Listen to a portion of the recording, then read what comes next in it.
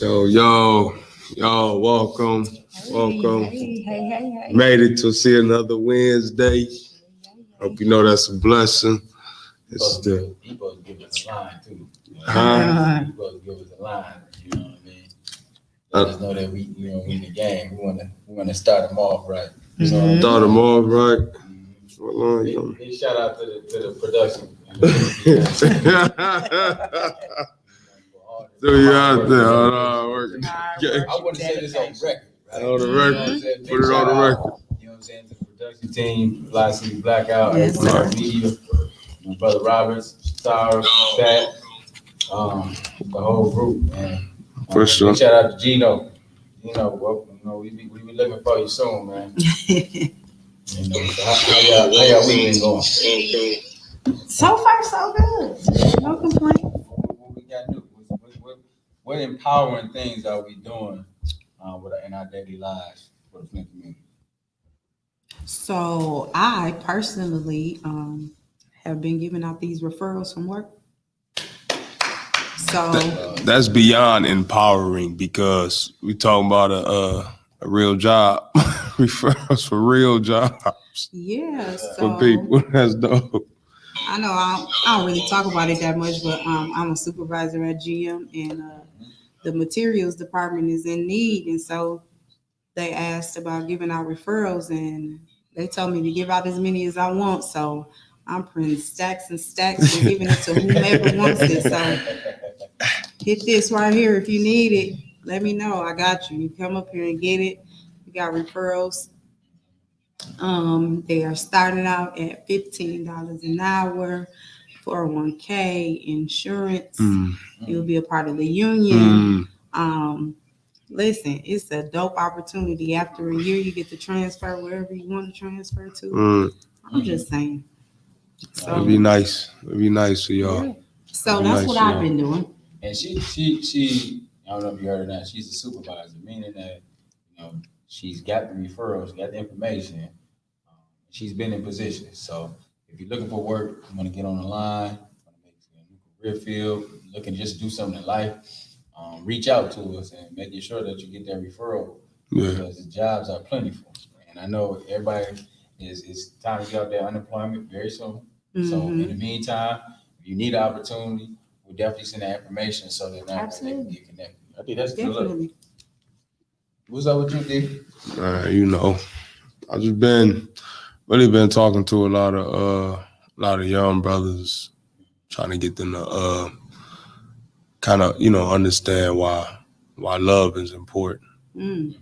Why love is important. And it's rough to talk about that around young men. You know how we feel about that word. We don't want to get on that type of topic, but I feel like it got to be said. That's the problem now, is that don't nobody love nobody no more. Everybody for themselves now. So that's why the world is in the chaos that it's in right now.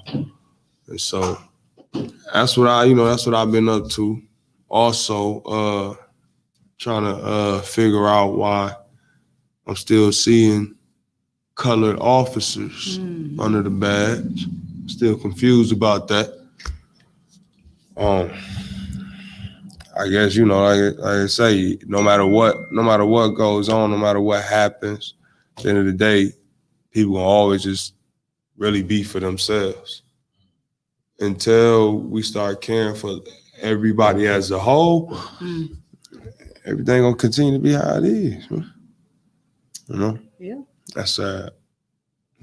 So when brothers been making that call, when you talk about holding standards, when you talk about holding standards for even police and accountability, when you talking about your local politician in the community or just your leader in the area of the city, the thing is, man, it's holding accountability. And so when you got folks that look like us that's in a position of power, whether they're police, we expect you to step up. Don't be acting like you got to be scared or you voiceless because you're surrounded by a bunch of white boys and you're outnumbered. Now we need you to be super strong and we got your back, more or less. We need you to come up out that mix, right? Because you can be protecting the community on the ground level and doing things of that nature. But that's why I say what's so important, even when you talk about the Urban Peace Corps. I'd look at the Urban Peace Corps as the community police. Mm-hmm. If it's an incident or issue, I suggest you call Urban Peace Corps. Right. Because, the thing is, to be honest with you, when folks know who's out there in the community, trying to subvert the land and trying to protect the community, then they want to go with people that, that they can find and they can trust. So, the Urban Peace Corps got super credibility out here. So I really push the officers, anybody who's looking to do security, towards that division. Yeah. Yeah, I just really just want to continue to stress the fact that the only thing that changes the situation is when everybody decide to be for everybody. That's it.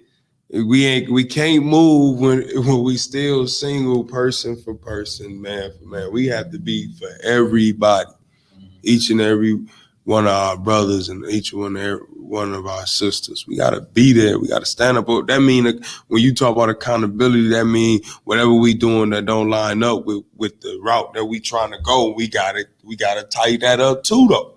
You know what I mean? Yeah. There ain't no double standard. We ain't gonna point out they wrongs. We got our wrongs too. They gotta be tightened up. Gotta be tightened up. You know what I mean? Agreed. That's the only way I see that any change gonna ever happen. Because we need people that like us, that are gonna represent us and represent our values, right? We need that. They tell you that. They tell you that. They tell That's us. how they get the vote. But what we That's how they get in there, right? Need is them to be about that action. Man, that's the problem right there. That's the problem. That's the problem right there. It is. We need them to be about that action. We don't need all that gas. All that talk. They gas us up too. Gas us all, man. Talk us to death. Man. Gas us all way up, man. We'll talk us to death. Man, I'm telling you. Yeah. I'm telling you. We don't need that. We'll tell you. Action. All action. All action. And even the ones, I don't know, man. The ones, all right, for the ones that already done sold us out, sometimes I be like, man, what if they just be like, okay, look, I'm through selling out. I'm gonna do right now. You know what I mean? I be thinking like, we can bring them back in. Can we trust that? I don't know. You trust them. You bring them in and you put them in the corner somewhere because he's still a brother. You just got to put him in the corner somewhere and keep an eye on him. Still a brother. You know what I'm saying? Still like belong. Your mama used to do. You sit right here. Yeah. I got to keep my eye. Don't move. Don't move. Yeah. Don't move. That's how they used to do it. Neely, don't move. Don't sit right here. That's what we tell Davis that too. Davis, don't move. After you move out your seats, don't move. Right. Don't go nowhere. Don't move. That be the truth. That's definitely holding it to the fire. And I see Maurice has been trying to come back around. This is what we had to stand on, right? Right. I told him that when we were at Juneteenth. But you can't do that. It don't work on your way out after you done took the seat and basically let the powers that be tell you how to run it because they don't want you to make no changes. And so if you just sat there and you allowed that to happen on your way out the door, you can't be all of a sudden a militant, brother. No, you can keep all that. Keep all that. The thing is, and for us, even as a community, when somebody stabs us in the back, and supposed to be a brother and supposed to be down for the cause and for the culture, you still got to hold them accountable for their actions. So, just like I was telling him at Juneteenth, man, it still doesn't take the fact that you undercut and took away somebody. And the point of the matter is you still, when we need you to make the play, when we need you to vote the right way, when we need you to support young people stepping up, and you got to do it when it's time and when it's called on you. You can't come after the fact and try to clean it up because the white folks ain't dealing with you like that no more. Because at the end of the day, we ain't dealing with you neither. So I think those are the things that you lose out on. You got to stand strong. I will always say I will never sell out, because I want to be good with my people. At the end of the day, I got to come back home to my people. Right. That's what it comes down to. So I can't be stabbing y'all in the back, doing y'all wrong, selling y'all out, pulling the rug underneath your feet, and then try to come back around and mold and think everything's sweet because it don't be. And for us, we have to hold the standard of saying, no, we won't even accept you like that because, when you did that, you showed your true colors. So for like the folks that do be doing that stuff and think people ain't paying attention, where you just sold folks out, or if you at the foundation, or you taking the money and all this other stuff, that stuff comes back. It always come out. So And how you might as well stand up from the gate. Taking them back though. That make us look like we in the bed with them. I equate that to every time the Democrats lie in our face, and we come back and accept them back in every time. Right. You gotta learn to say like, no, we ain't even gonna do that. We ain't even gonna lie. You lied to us already before we done with you. Right? Let me address something, because Brother Jalil has something he had to say to me. He says that I didn't have a forgiving heart because I said, Brother Jalil, maybe you didn't understand what I said. I said we will accept them back, but we're gonna put them in the corner and keep our eye on them. See, that don't mean you talking about what that wasn't lined up with what Jesus would do. I forgive them, but I'm gonna keep my eye on them. It's common sense. Stab me in the back. You ain't gonna do me again. God do us the same way. We mess up, forgive us, but he's still watching us. It ain't like he like, I forgive you, now you can do whatever, you go ahead. No, he's still watching. I gotta watch him when he go over there, because he over there, he don't know that. Come on, man. Y'all, come on, man. Come on now. But and ain't nothing wrong with that. Man, that's all. That's what that means. You got, at the end of the day, are they not still? They are brothers. Still, they are sisters. They sold us out. At the end of the day, still our brothers, our sisters. Not saying that we can ever mess with them on the same level. I could never still mess with them on the same level. I could never vote for him to be mayor again, or I could never vote for this person to be in the council seat again, or stuff like, you know what I'm saying? Things like that. I would never do that again because I know better. Right. I know better. But is they still not our brothers? Yes. No, the thing is, that's all I want. That's all I'm asking. The whole thing. I mean, because if we really for real about we still for black people, right? Regardless of the fact that somebody done went off to the wayside and lost their way. If they got the mindset to come back and know they lost their way, man, you can forget. You got it. That's your brother. We forgive you. That don't mean I ain't got to keep my eye on you. I'm gonna keep my eye on you. I know better than I know you can't have that position no more because you gonna sell out. You know what I mean? And so since you my brother, I wouldn't even allow you to get in that position no more, because I know you can't handle it. And I want best for you still. Right. Well, that's how we supposed to be. And that's good though. You know what I'm saying? It's not saying that we don't acknowledge you as a brother or sister. We acknowledge you as brothers and sisters. That's always gonna be that. You know what I'm saying? Right. So the Sheldons of this city and the Rich Davises of the city, and the Hawkins of this city, like, we know, y'all would turn your back, and you would stab your brother and sister in the back, and we know that you would do that. But you still our brother and sister. That don't change the fact.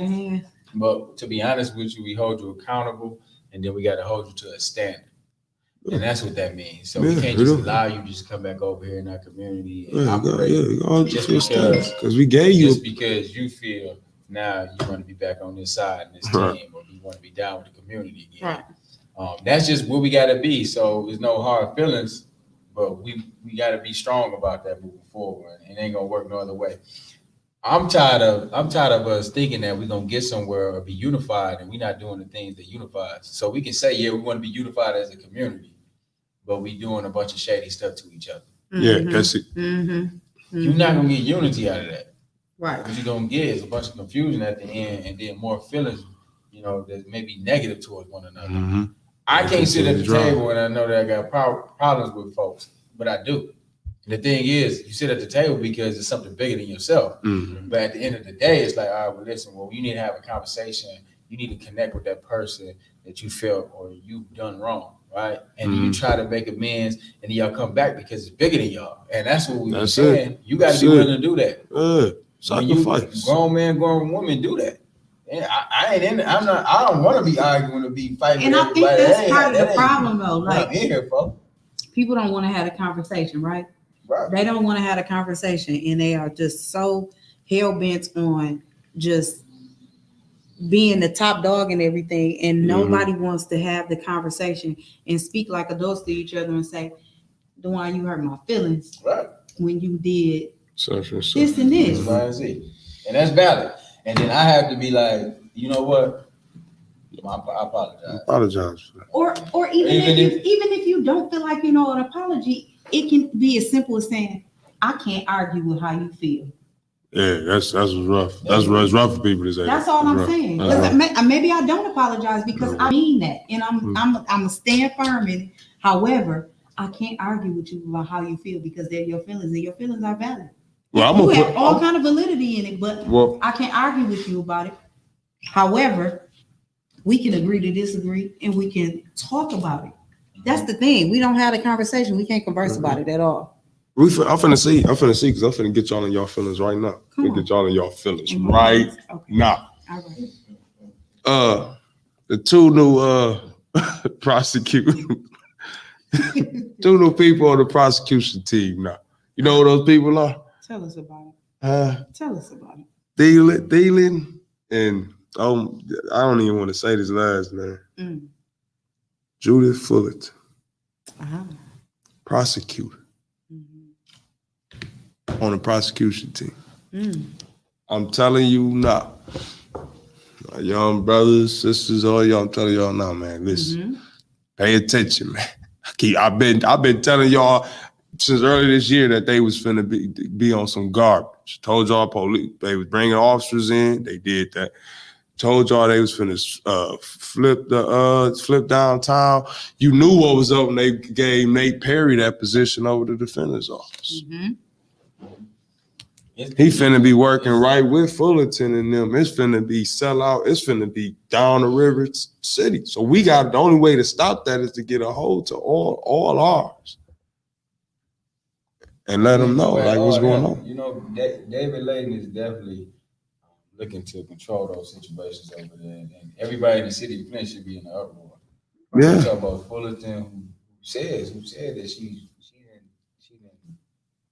sent a lot of brothers to proud of it, right. And proud of it, proud of the years she done gave away. Michael Dealey ain't no better. Right. I had him in a child custody case. Terrible, just a terrible human being, and don't even understand the plight of the people around this community. These folks be old. He just retired off the bench. These folks are old and outdated. Now you bring them back as prosecutors. And you talk about reform of the prosecuting office. I'm just saying, you brought them down with the most racist ones you can find. That's crazy. Put it out there and have a plan of action to address the Genesee County prosecuting office for the mispractices that's coming out that office. Definitely. David collected 2 checks, 2 salaries, Right. and putting those folks like Judith Fullerton and Michael Thiele on prosecutors. You know how he got the other salary, right? You know how he got that other salary. We just were talking about that because he held he corporate counsel and county prosecutor, right? Correct. Right. So David, this straight to you, man. Listen, I think this is very serious. We tired of your nonsense going on in this community, man. I don't know what more you can go ahead and play and think folks are silly and stupid out here. Right. But that stuff you're doing down there is not progressive. You taking us back 100 years. We talk about restorative justice. We talk about really restoring the justice and the trust in this community. These type of acts that you're doing when you putting folks like that purposely, it was purpose. Is really taking us back. We don't respect that. We don't trust that at all. And listen, we denounce those folks as prosecutors at all. We denounce you for supporting that type of stuff. And so we got to put the type of pressure on them to let them know that we feeling it. Right. They ain't doing us no good, and we just talking about it, and everybody else just ain't okay. The whole city should be in uproar right now. But the reason, and I'm glad you addressed it to David Layton, because he's the one making the decisions down there. It ain't a person in Flint that know anything about the system down there. It ain't a person that lives in Flint that know about that system down there that can't, with the common sense mind, would think that Judith Fullerton would be a good idea for to be on the prosecution team here in Flint, Michigan. How in the world did either this was done on purpose, Either it was done on purpose or it was done on purpose. Because everybody know, that's all I'm saying. Everybody know how she feel about black people and young black folk. Everybody know. So what's the issue here? Like for the people that don't know, like all these people that may be like, well, I don't know that. I don't know about that. Who is it that? Why isn't it that city council, for instance, these people aren't saying these things? What's the issue? Why isn't this just a thing that people know? Because it's a lot of people that probably would say, I didn't know any of that. They don't, and that's why with this platform, is vital to be able to talk about that, have those discussions, and conversate about that. People should provide feedback. People should talk about why do he collect two salaries? What is those positions? What is the roles and responsibilities? Why did they merge those divisions? And how he got it? That's the same thing with the register of deeds. Like, Right. County Gleason. Just county clerk. Like you merge those two offices together, those two jobs, there could have been two salaries that could have been useful for somebody else. That want to make a difference, that want to go ahead and do. I'm tired of folks being in that position and being there for 30, 40 years and ain't did nothing and still run year after year and still just support that mess. Just taking the folks, just taking the money, just taking taxpayers' money. Sit up there and that's what they do. Everybody in Flint should know goodwill that we don't need people like that in office. So that's yet more into my mind and how I think about it, because if this has been going on for 20 or 30 years, why we keep voting for these same people? Like what I'm not understanding when it comes up there, why are we voting for these same people? Is it because that we're used to seeing those names and we're just checking off the box because of that? And I think that's a big deal. We are not doing enough educating about the political races and campaigns because we don't know. The thing is, we're not educating ourselves on the process. So even like if you got a problem in your ward, you need to know who to contact. If there's a situation in the city or something that you need to get, if you want to file agreements on officials, you need to know how to get to the right folks, right? It's those type of things that we need to be talking about, but we need to have town hall discussions about. We don't never have that. I'm pretty sure that they don't even know the role and the actions of city council.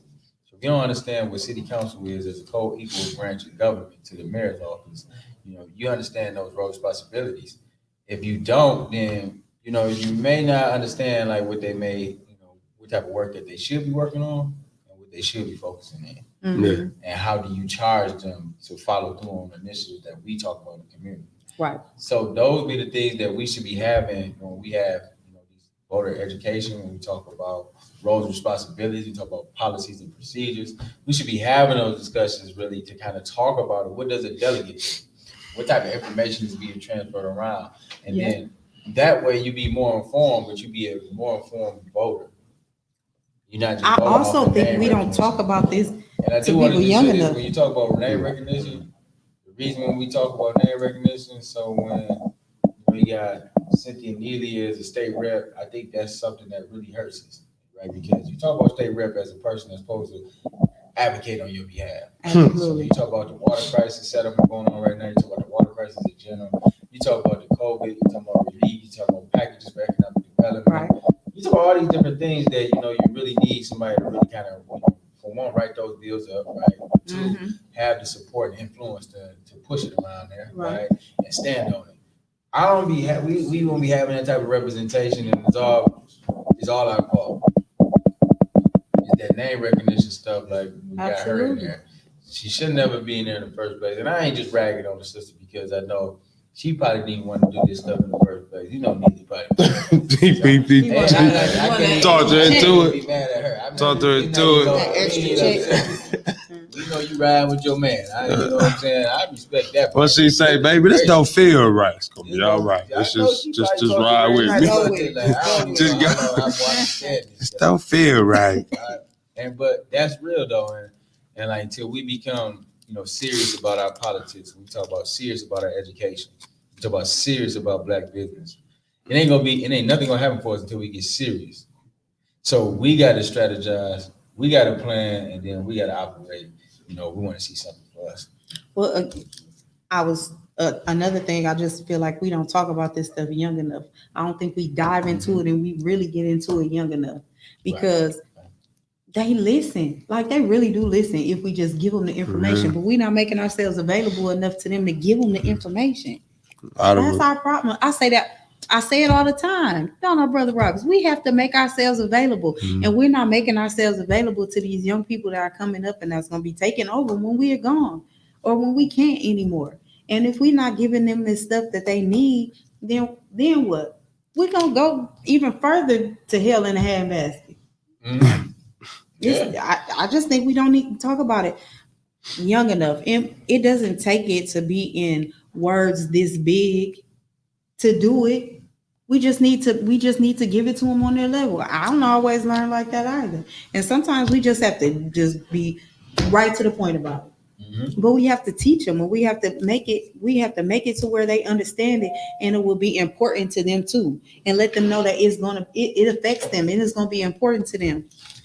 If they want to have, they want to see something done to the parks where they play or the playgrounds where they play ball at or whatever, even in education, like they need to know that it matters and it counts to them. And we have to bring that to them to let them know that stuff is part of it as well, so that they can get more involved and they understand and they say, oh, well, it is about us. Well, we need to do that. Yeah, you ain't lying. Because a lot of us don't learn about politics or law, none of that stuff until we in some trouble. Absolutely. That's how I learned. That's the only reason that got me interested, was all the time that time spent in prison, trying to figure out, the ins and outs, who all behind this, just getting an understanding of who running everything. And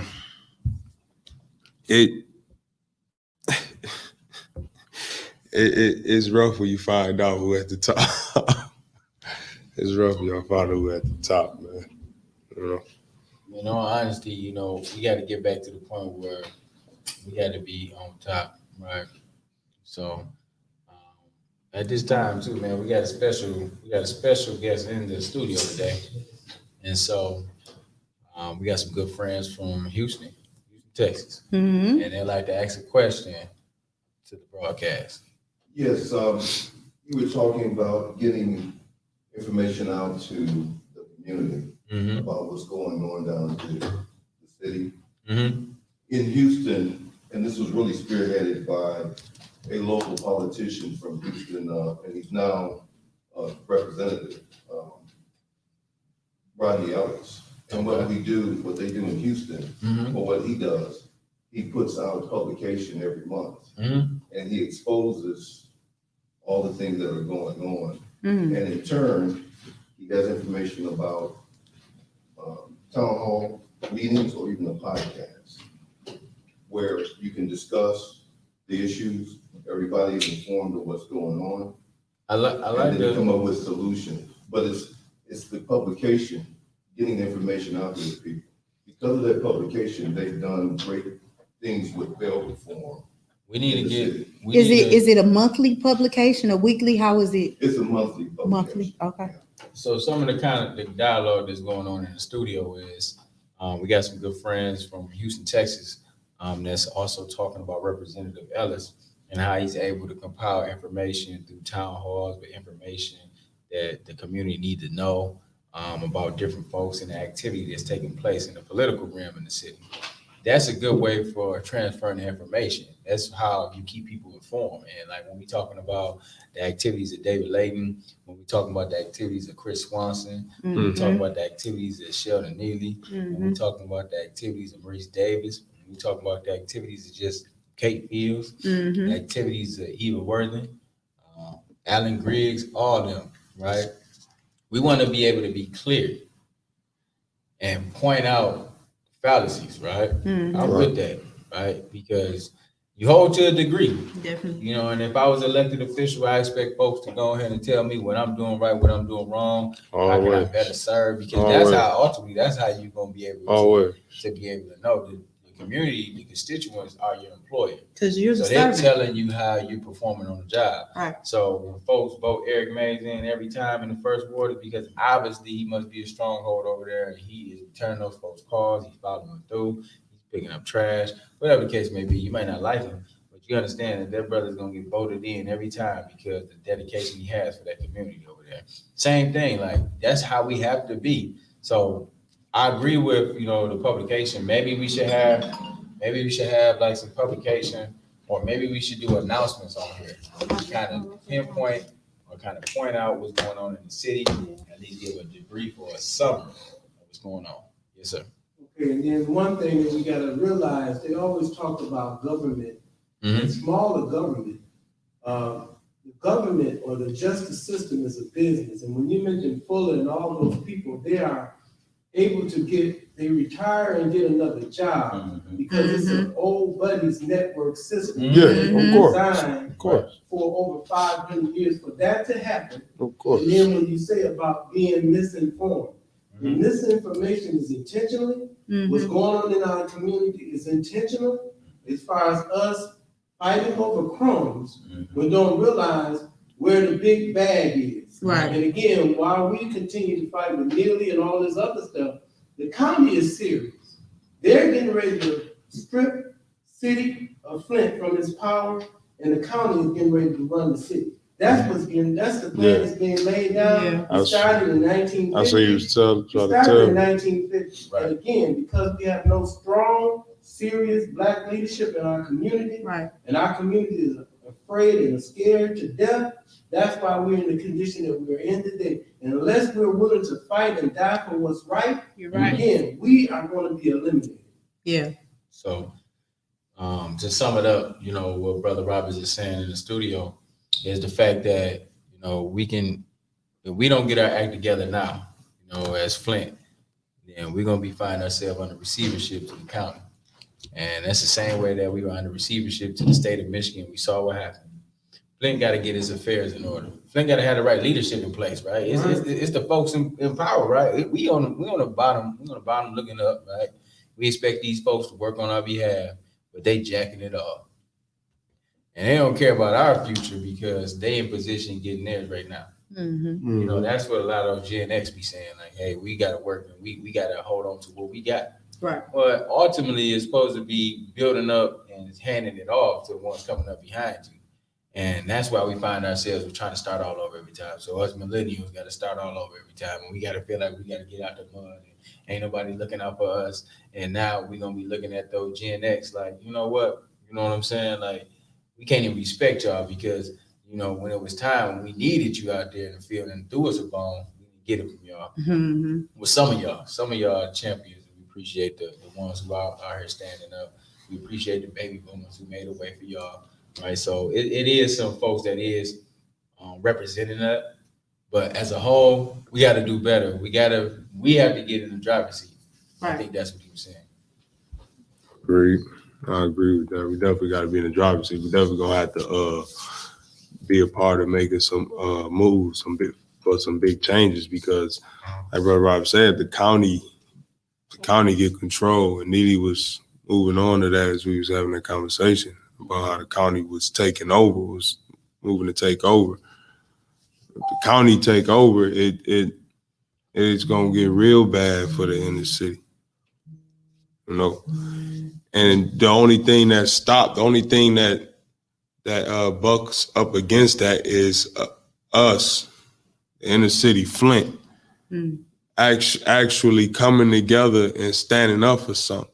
And as it was eloquently put, be willing to die for it. Yeah. It got to be serious. It should be that serious, really, because you asking for your fair opportunity and shot here on this planet Earth. That was your God-given right. We really shouldn't have to fight and go through all these changes for it. But the fact that we do, let's do it together and get it done. Because we can. It ain't that we can't. We can. Okay, so what we ain't got? We only 13% of America. With the numbers we got, we done built the country. So it ain't what we can. It ain't nothing. We ain't never had to worry about the numbers because we always got enough to do whatever needs to be done. All we gotta do is decide whether we want to do it. That's it. Yeah. And we need to make that decision yesterday. Yeah. Right? Yeah, yesterday. Yes, sir. Yes. And another thing, when we mentioned that about the 13%, let's be clear, an example. The Congress was able to, and the Senate was able to pass a hate bill for Chinese, and they passed a bill for Juneteenth. Again, distraction and three-card model. The lynching bill has been in there, the reparations been in there, that bill's in there, the voting rights bill, all those Georgia bills, they have not passed any of that. But the Chinese or the hate bill against Chinese can be passed. And the so-called Asian hate crime. And again, guys, to just go to show you guys, and they're not doing nothing about January the 6th.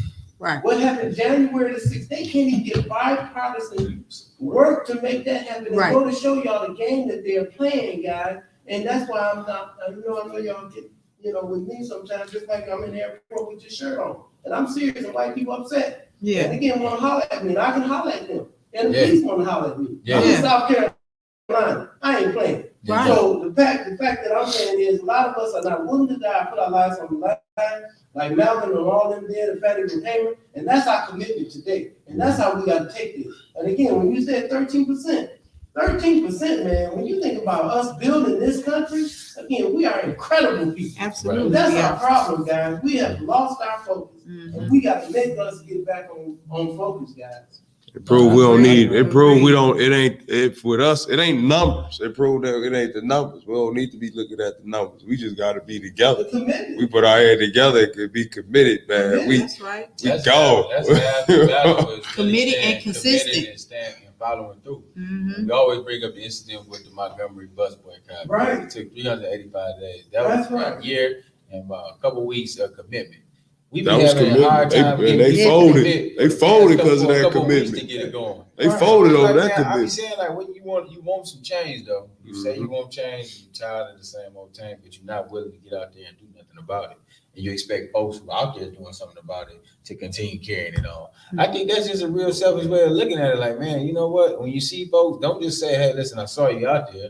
Listen, no, we need more than that, bro. We need you to be a part of this. They good for that too. Everybody out there, bro. Even if you ain't protesting, I'm real proud of you. Everybody out there supporting the cause or being acknowledging these issues and these policies in this game is being played. And that's crazy. To defend ourselves, but to defeat them. And that's how we have to be. And you're right, Brother Roberts. We have to have that mindset to say, like, man, I'm willing to die for this. Like, if you look at the man in his eye and tell him, like, man, I'm willing to go that venture forward, then it's on, right? We done been willing to die for everything else. We been willing to die for stuff that ain't gonna carry on anyway. And if you would die for your children, why would he? And shot down and crucified and oppressed throughout the streets, then what is it to stand up and fight for something that you may can win, right? You know what I'm saying? If you got enough power about it. Right. Like, you really got to be dedicated, and you're absolutely right. Like, we got to, the women, the children, the man, we all got to be like, you know what, for the better group and for generations to come. I'm willing to go ahead and lay it all down today, right now. I guarantee you that's gonna change the focus of black people. And willingness to die is a metaphor, because again, when we collectively boycott, you don't have to. Yeah. We don't have to have the big atomic bomb. Yeah. That's right. All we got to do is collectively stop spending our money. I respect, like you say, the business and what's going on. We shut right now. We shut NBA down. If we shut NFL down coming up this season right now, if we shut some things, not buying these cars, not buying all this hair, all these nails, if our men would step up and be real men and real fathers and not be at the car wash washing their cars and be working with their children, again, we can shut this country down. We've done it before. So when I say about dying, again, you have to understand what we're saying and understand what James Baldwin was always talking about. And then Mansa Musa and them. We got to be clear about it. Because if we hold our dollars, man, that's our real gun. That's our real weapon when we talk about dying and putting our lives on the line. Come on now, listen. I'm fired up. I'm ready to go to war. I think, you know what I'm saying, that leads us right into, being active here in our community and looking to see how we can go ahead and charge up the folks. Yo, young people out there in the corner, we need y'all, brother. We ain't got to be out there taking each other out because the real enemy is right in front of you. So we need y'all to line up. We need y'all to be online. Our elders, we need to be getting that wisdom from you. Brother Robert, Brother Rex, right? We be needing that. Brother from Houston. We be needing that energy, and we know how we need that intel to know how we need to be out here fighting, right? And what worked before and what didn't. How we need to come around. Definitely. So you absolutely right. Our women play a vital role in just making sure that we up to par. We on point and manage the house and making sure that nothing falls and our children are being protected and being fed and et cetera, et cetera, et cetera. So it is that, man. And this is the seriousness now. We've been having conversations all year with folks and different people. So I think it's a certain type of energy that's being felt in the community, not even just this community, but in the country, in the world. I think it's that time when people realizing that we are that chosen people, and it's our time to go ahead and step up and go ahead and reclaim our power. Definitely. So, with that being said, our colorful producer, Mr. Mick back there, time for a transition. So we'll be back in 30.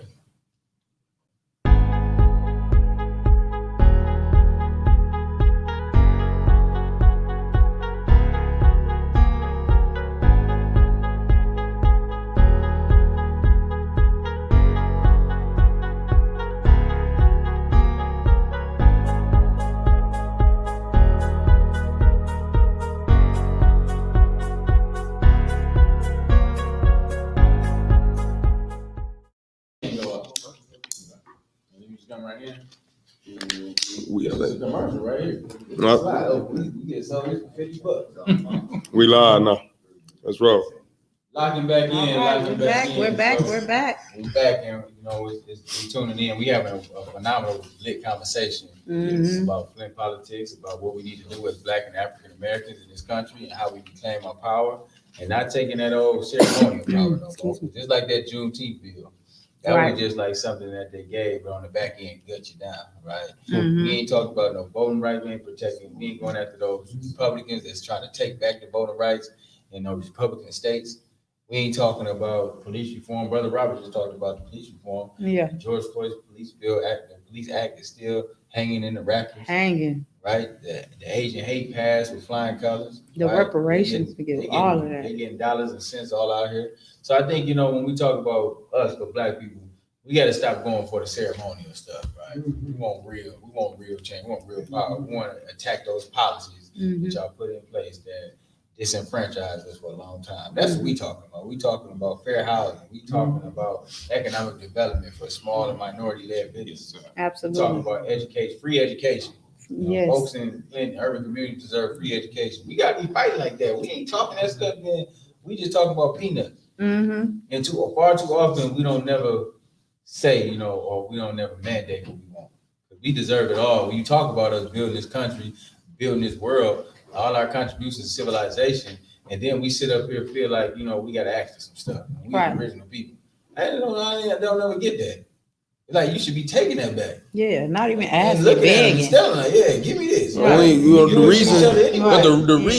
reason we asking for what was already ours because we decided to forfeit it because we decided we didn't want to move with our Creator.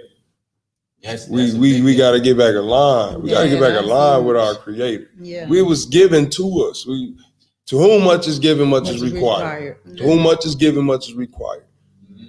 Everybody can come out with we the chosen people. Do you understand what that means? Right. To whom much is given, much is required. Absolutely. I have to say, Brother Darius and Brother DeWine and Sister Satara, I am, as an older person, I am so encouraged by y'all young people and what y'all bringing to the table. You are bringing an energy and an enlightenment that inspires me. I feel like I should be inspiring you, but y'all are inspiring people like me to want to stand up and get up and do something. From my little Cogswell cog, Spracely sprocket position, I got to come out and I'm just so encouraged. You all are very enlightened. You all are committed. I mean, I don't know when you sleep, I talk to you all the time, brother. You always working. But I see you have work to be done. I see you have Brother Robinson and some wisdom with you. So I'm reminded of the old adage, old man for counsel, young man for war. And Brother Darius was just talking about the law of use. If you don't use it, you lose it. That's old as time. Yeah. It'll get forfeit and taken. When you was talking about the dissension among the ranks, and when you was talking about the principle of forgiveness, I was so encouraged because a lot of times we either lose our way or we didn't know from the beginning. Right. And a lot of times out of fear, which is the absence of faith and different things, we cower. But there's also some people in a position of house. I'm reminded the house Negro, a story elder was telling me of how the in the house they was grinding glass as fine as sugar, and they was mixing it with the food, and they was serving it to the slave master. And over a period of time, all their stomach linings went out, and they kept running the plantation as if the person was alive. So you need people from every position Absolutely. that can contribute. Definitely. And a lot of what I hear, and one other thing I'm gonna say, Mayor Neely, Mayor Weaver, these people get in these positions. Is there any good? There's some good in our people. And it's a struggle sometimes to see it. And sometimes when somebody, offends you, you ready to go to war. Right. But the principle should be this for us moving forward. Let's stand on what we have in common and not bicker over what we have in conflict. Right. We'll find that we have more in common than we have in conflict. And if we stand on what we have in common and move forward based on the principle of what we have in common, then the rest will start taking care of itself. And our community do know how to eliminate. It'll eliminate us. Sometimes we so unforgiving to one another. We suffer from self-hate. And I wanted to segue into what my portion today was socioeconomics.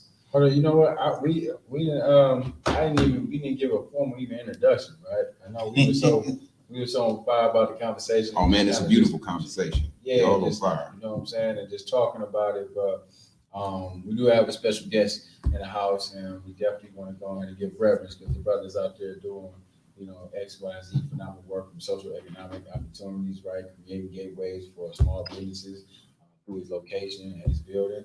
Also continually putting up the work through the Flint water crisis and facilitating the settlement, right? The victims and the participants that's on that crisis and in the crisis, right? So just in general, man, big shout out to our brother Reggie Davidson. So let's make some noise, man. You gonna come that's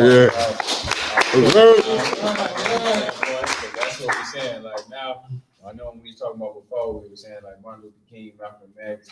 A couple brothers missed the financial end, right? The economic piece, right? But they forget Martin Luther King was on that, right? He used to get it to us. Yes, right? he was. Cut him down right before he was able to. Yes. The thing is, we got to take the power back, right? We live in a capitalistic world. And I respect what Darius is saying because when you talk about the spiritual realm, getting back to it, man, we are here for a specific reason. Right. We're not going to be driving Bentleys and, being up and all that other extra stuff, which we want to live while we're here. We want to live in a heavenly life while we're on earth, right? You know what I'm saying? Right. But the true essence is really getting back to the spiritual beings of who we are and connecting back with the higher power, right? Who is our source and energy of all. That's right. So that's where, ultimately things have changed for us. If we can all get into that mindset and that realm and connecting in oneness and going back spiritually with the Most High. Absolutely. All this stuff will change. Definitely. And, in the meantime, we do have, things that, when we talk about, we need to be working on because, faith is one thing, but then action is another, right? We got to get out there and get to it. We got to make sure that we protect ourselves. We got to have some money in our pocket.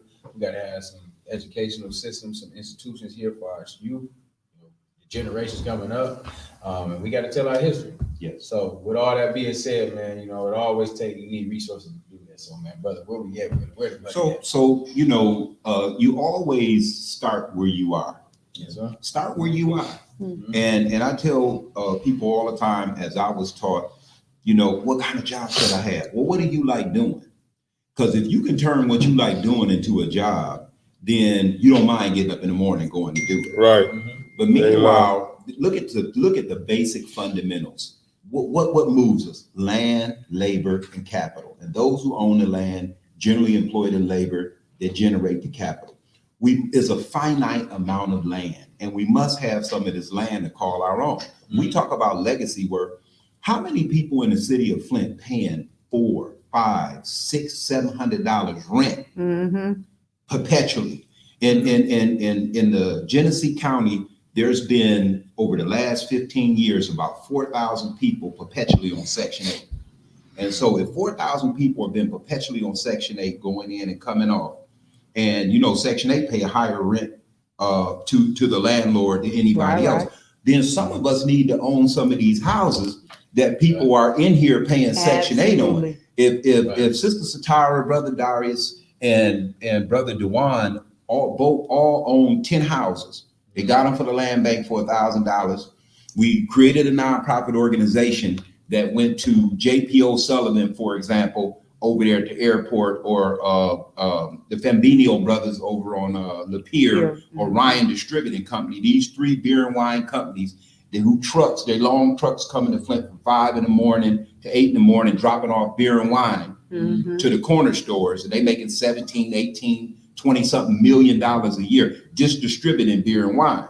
Now the good Reverend Doctor and them not going to go ask them for anything, but under the concept of parity and reciprocity, those who draw money out of the community should have an obligation to put some back. And so if we step to them and y'all, and you all went under your company and his were able to go to the land bank, hey, let me get 10 houses up off you. Y'all supposed to be putting these houses back on the tax rolls anyway. So I'll, whatever your agenda is, here's my 5,000 in my account. Let me get them 10 houses up off you. Now the nonprofit organization, you all that serve us, step to beer and wine and say, hey, y'all drew millions of dollars in revenue selling death to our people. We have an urban blight project. The 10 houses he owned and she owned, we want you all to finance the rehabilitation of them. And we want you to pay our youth $10, $15 an hour to get vocational training skills on rough framing, hanging up drywall. We can go never reinvent the wheel. The Nocti testing body out of Big Rapids is in the Fed joint. They're in high schools. They're in Job Corps. We can go get their curriculum. It's self-help. You don't have to have no particular skill. Find a local builder, and they'll get some at-risk youth and ex-offenders, or the brother from Maid Institute. Follow a model like that and rehab these houses. Now you rehabbing the houses and you allowing people to get handyman skills, because at the end of 3 months textbook, and they can do it in my building, and then OJT fixing up y'all houses, then they take a little test, and they get a certificate. Now they can go to the unions as entered apprentice in carpentry. They handyman, so they got skills. These houses got fixed up. The end game is low income people and folks on Section 8 that you put in the house. They're gonna pay y'all rent for 5 years. And while they paying y'all rent, they're going through credit repair, financial responsibility, critical thinking. All these self-help classes, communication, so they can learn how to keep the house. And at the end of 5 years, you give them the house because you made your money. You generated wealth. People became homeowners. People learned skills. We got to stop expecting people to do for us what we need to do for ourselves. The land bank is there. People they see Flint as a desert. It's an oasis. And we just have to learn how to start where we are. Let's go get these houses. Nonprofit and for-profit teaming together is an ancient African principle called Ujamaa. That's cooperative economics. That's where the hunters and gatherers, the for-profit, got together. The hunters got together with the gatherers, the nonprofit, and they solved solutions in the community and they generated wealth. There's no law that say we got to be broken, poor, naked, and outdoors. Right. So if we want our politics to change, if we want these things to change, we need to be in control of our community. And landowners pay the tax base that funds the government locally. Right. So we can change ordinances, we can vote people out, we can do term limits, but we need to be owners in our community. And I don't know if it was the Sister Satara or the brother, when y'all was talking about communication, Just like the Courier News with the concerned pastors, that's old newsprint paper, probably only costs about $700-800 an edition for $2,500. How many residential units in Flint? We need to print that out and have something printed monthly and do old door hanger bags, stuff them, and drop them off at the door. We have to start controlling our own media.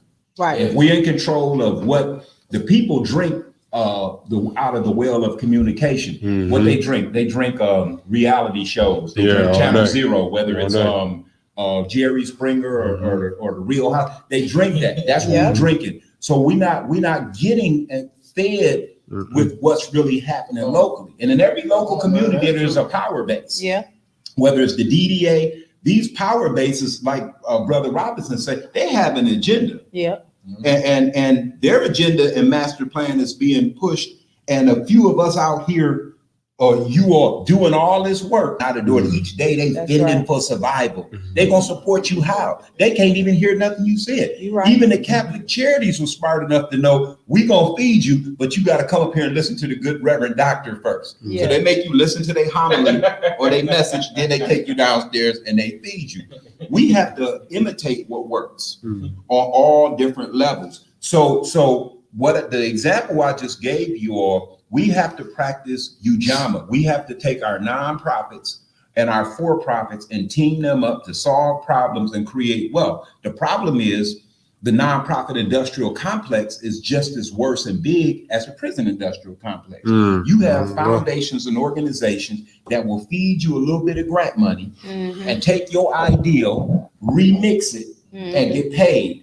Now, your little ideal over on the other side of the country, you're like, dang, I wonder how they got that. Well, they got it from that big nonprofit that had the money to give you a grant. But in exchange for giving you the grant, you got to have an impact statement. You got to tell them everything you did. Right. You can't be the landlord of the nonprofit you formed, because that's a conflict of interest. That's not what the Form 1023 with the IRS say. It asks you, will your nonprofit organization, as an officer of your nonprofit, will your organization do business with a for-profit that you have ownership with? Yes. Now, the grant people ain't gonna give you the grant if you mark yes. But if you self-fund, if we come up with ways to self-fund our nonprofit organization and step to stakeholders like these beer and wine people, and under not beggars, but under the doctrine of parity and reciprocity, you drawing money about this, anybody drawing money about this community. I don't care if it's our good Chaldean brothers on the corner store. If you drawing money out of this community, you should put some money back. You're right. You should put something back in the community. Hire people, sponsor local teams. So we just have to ask for the right things. We have to, our new civil rights frontier must be social economics. All around the world now, you see in locally these economic programs, these economic development programs, state, these economic development programs, national. These are pseudo bastardized reparations. That's not reparations. Right. Reparations is I prefer to have my 40 acres and a mule, interest income compounded all the way back from 1863. Let me get that up off you. You really don't have enough money to pay us reparations. And I like the Native Americans, every African American or Black person in the diaspora should not have to pay a dime in taxes as legacy from our people working for over 310 years in chattel slavery for free. Right. They didn't get paid a dime. So the wealth of this nation was built off the back of chattel slavery. We know that. And that history is very important. Why? Not to ostracize our white allies and brothers and sisters, but for us to know why we should wake up from damaging one another, why we should wake up from self-hate that was bred in us. When you robbed us, didn't nobody go get us because we was no doers. We were irrigating the desert over in Africa. We need these people. They know how to irrigate dry land. So let's be real clear. We have to start with social economics. So one of the things me and DeWine talked about, and I formed it before I came here, I did the articles of incorporation today for the UJAMA 5011 group. And 5011 is an urban term that if you look in the Urban Dictionary, pimps used to use it, Yeah. talk about how many 11 prostitutes times. they had, 11. or how many people came Yeah. to the game, 50-11. 11. But spiritually, 50-11 denotes that you're going through a transition or a change. You're going from one way of thinking to another.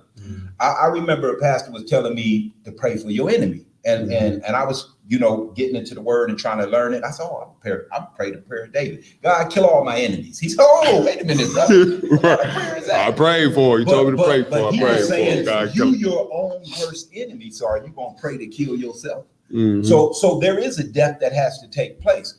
I suffered previously from criminal thinking. Which really this whole system, a lot of the systems is criminal. So my thinking was made in America. Absolutely. So Absolutely. it was made in Absolutely. America. So when you shake off that level of thinking and you start saying, all right, I can't suffer from self-hate no more. You talked about amends. And so part of your challenge, and I'm going to impose it on you today, is the people like the mayor who got in that position. I like to see not no fake, false reconciliation, but both of y'all have platforms, and y'all got into those platforms for a reason. It would be stronger than an atomic bomb if you all could come together on something in that you have in common. Not like the brothers say that you don't, because the Bible says watch and pray. So when you in a certain position, you pray, but you still watch. Watch. And the biggest enemy we have to fight is the enemy from within. So social economics, we should be looking at legacy wealth. That is home ownership. Everybody in the city of Flint that's going to live and be here should consider owning their home. If all of these hood houses were purchased, psychologically, is evidence-based information out there that says the people who live in the house their self-esteem would be higher because it ain't the man's house no more, it's mine. And you don't have to worry about crime will instantly go down by a certain percentage because Pookie, Ray Ray, and Junebug them who's doing home invasions on the man's house, if when you own it, Nook them ain't gonna let you come up in there like that no more. They know who you are. You come up on that street, they gonna put the paws on you. So crime will be it will take care of itself a little bit when you have ownership. Yeah. Ownership is very important. It is. Because it's legacy wealth. You should be able to at least leave the person the house. Absolutely. If nothing else, because that's shelter. I was listening to George Grundy, Vaughn, Veterans of Now. He was talking to the young brothers, and they was talking about dating. And one brother said, look, man, unless you're providing food, clothing, and shelter for yourself, as a man, you have no reason to be in the face of a woman. You can't do nothing for her because you can't even do nothing for yourself. What is you in a woman's space for, and you can't provide food, clothing, and shelter for yourself? After a while, you're not going to look desirable anymore. Right. Because she's going to start looking over your shoulder. You might put some work in for about 30 minutes or an hour or whatever you like. But after a while, you want that brother over there. That's right, because he's doing something. Why you think the community gravitate towards the ballers or the grinders? Or let me say, the brothers who's generating their monies in the untaxed underground economy, because they getting it. They getting it. They ain't asking for nobody's permission. They don't care nothing about the state of politics. Yeah. They don't care nothing about any of that. They taking whatever's in front of them, and they making that work. Now, if you can take that same energy and go to Jamaica, Queens, New York, and buy some 1X to 3X white tees and for $1.25 wholesale, you go downtown on the second floor, 900 South Saginaw Street, get you a DBA for $10. You doing business as the easiest form of business, a sole proprietorship. Call it, go on the IRS website. It won't even take you 10 minutes to get a tax ID number. Instead of using your social security number, now you're a business. It's called a sole proprietorship. And you get a peddler's license and you go buy these t-shirts wholesale, spend about $1,500. You can flip that into about $5,000 Because people go to the corner stores, it trip me out, and they pay $6 for a white tee.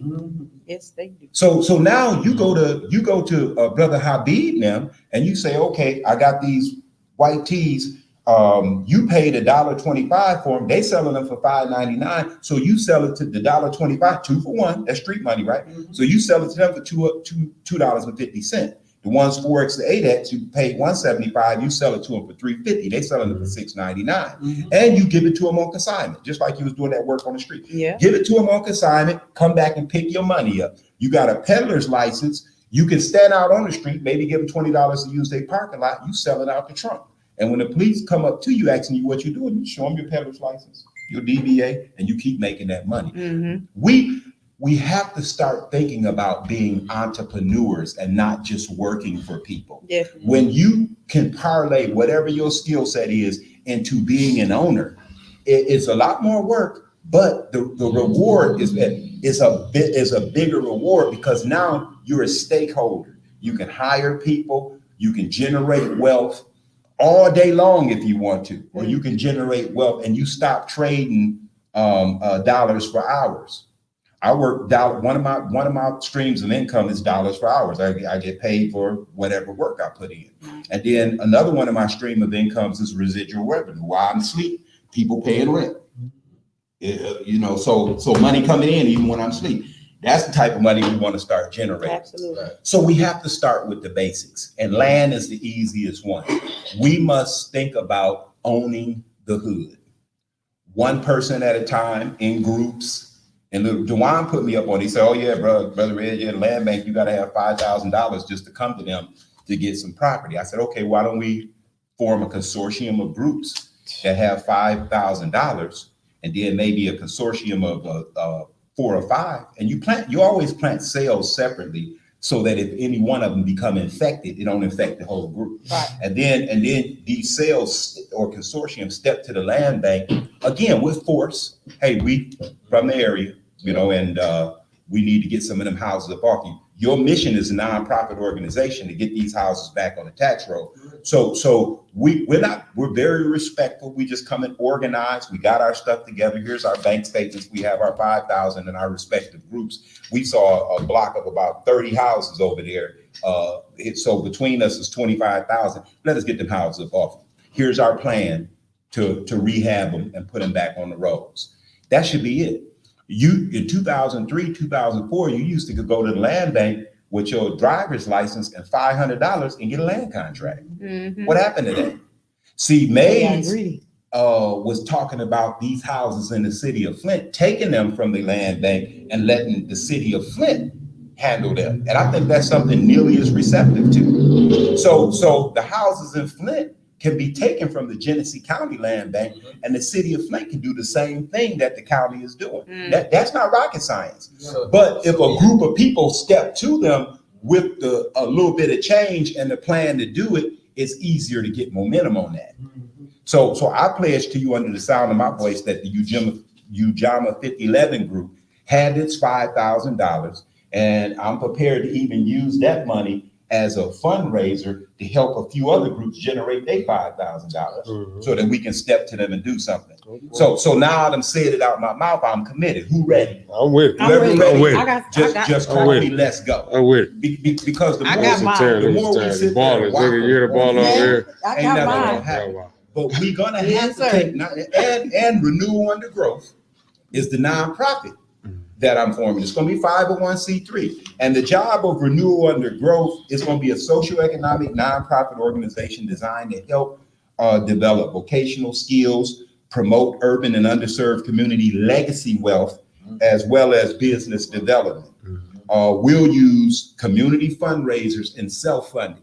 I ain't gonna tell you all the secret on the winning car raffle. We're gonna use quarterly to raise about $400,000 to fund what we want to do. We're not gonna ask for no grants. I could care less about a grant because the grant giver is not going to make me a slave to no grant. You talk about it. So I'm not interested in being a slave. So if I own a building and the nonprofit is based out of the building and the nonprofit is paying rent, that to me, what's illegal about that? There's nothing illegal about that. Right. So we need to start positioning ourselves to win. 501c3 status for 40,000 and under takes about 2.5 months to get. For you're going to generate 40,000 or more, it takes about 6 months. You have to fill out a form 1025, which is not difficult, and the filing fee will be either $275 or $475, depending on which status you get. But you file your nonprofit with the state first. You file articles of incorporation, you do your bylaws, you do your resolution, and you decide if you're a member-based or a director-based. $20 is the filing fee with the state. The rest is just knowledge. And then you file your 501c3. So you have the nonprofit, and you can go LLC and be a pass-through, or you can go Inc. and be an S Corp or C Corp with your, my paralegal specialty is in corporate formation. I get that information away free. But if you press me on my private time, I might want to barble. You understand me? Bang or a bead. But family got to eat. But no, seriously, I've watched young people, whether it was Deontay, who owned Club 69 and now Club Vibe, young, set up business. Shout out to Dink Sosa. Shout out to Dink Sosa, helped form his group. I watched Jamil Glover in the Beginning First War Project, nonprofit organization in the neighborhood, putting in work. Yeah. Directly connected to the people right there in the neighborhood. We can form an army of nonprofit organizations and an army of micro businesses to put in this work. And reparations, let me see that book right there. Reparations, true reparations is something more complete. Now, brother Reginald Samir Muhammad, a professor down in Clark, Atlanta. This brother was an officer in the U.S. Army at Wilberforce University. He went through Army ROTC. He taught me a lot. He's the most disciplined brother I know. He's been in the reparation movement for 1 billion years. And I wanted to call him in on this show just to speak about the social economic part. He's running the summit. DeJuan don't even know he's been invited to speak at the National Reparations Summit this October already. Through the brother. I participated in it last year. They have a blueprint, and they not talking about no change. I can't even say how many trillions is at the end of this book on the numbers. But the brother is well read. He's a field general. Back in the day, he wrote a book about the black man managing the white man's reality. And he was basically saying how most of our leaders are just managers of somebody else's reality. And it's not so much to talk in division, but it's to encourage us that if we don't understand that we got to turn inward and quit expecting people to do for us what we must do for ourselves, we gonna have a problem. So I don't know if we have time to get the brother on the phone before we move over to the next subject. Yes, sir. This brother is waiting. He's waiting right now. So I'm gonna call Brother Reg and he gonna say a word of encouragement to us. I'm telling you, he's the author of this book. I talked to him today, told him what we was coming on to do, and he said, call me. So this is Brother Reginald Muhammad. And he's a professor at Clark, Atlanta. He's a doctoral candidate. Get his doctor's degree. He's a social scientist and just all around awesome brother. Brother Muhammad. Brother Muhammad. Hold on, let's see if he can hear me. Brother Reggie. Yes. Can you hear me? Yes, I got you, brother. How you doing? Oh, good, brother. So we got you live on the air on Fli-City Blackout. Fli-City Fli-City Blackout. And we talking about reparations and social economics. And we was wondering if you could just give us a brief overview on the status of the reparations movement and why these economic development programs masquerading as reparations is not that. Well, first off, can y'all hear me pretty clearly? Yes, yeah, sir. Yes, sir. First off, Reg, I don't really want to do anything. I'm sitting here listening to y'all getting an education tonight. The only thing I'm going to claim, brother, I'm a student working hard to become a better one. Brother, I've been sitting, enjoying Brother DeJuan, Sister Satura, and Brother Darius, and yourself, brother. Honestly, y'all are doing a thorough job tonight. And honestly, I'm taking notes as I'm sitting here in the office here in Atlanta, Georgia. Thank you all, brother. And I am so grateful and appreciative of the body of work that you all are doing and you will continuously do. And again, I've learned so much, brother. I'm sitting here taking some notes. And so when y'all come to Atlanta, brother, we're going to sit down and I'm going to break out my legal pad and take notes and start to execute on some of what you all are talking about. Because at the end of the day, though, Reginald, at the end of the day, it's what we need to do and what we got to do. We got to unite on all fronts. Forget the label, the philosophy, the ideology, or the theology. How we going to get up and do for self and close this gap and make sure that our children and our grandchildren have a future. Absolutely. So if we're not around 75 years from now, what we have to do is make sure that we secure complete reparations for the masses of our people. And so, again, thank you all for the opportunity. And I have been listening to you all here on Facebook Live. And so when you called, I had to cut off the Facebook and get on the phone so I wasn't getting the feedback or the delay. So, but at the end of the day, thank you all for the opportunity. And it's about complete reparations. And what I want to say, too, though, to encourage y'all to continue doing what you're doing, because Flint becomes key. People have looked at y'all's body of work all over the country and all over the world since the water crisis. And at the end of the day, bottom line, they owe you all in Flint. And at the end of the day, you all can be the best example of how we organize, strategize, and mobilize to secure reparations for our people. And that way, your children and your grandchildren will have a future. Right. And it just takes our unity. And when we talk complete reparations, let me give you at least a functional definition or a formal definition.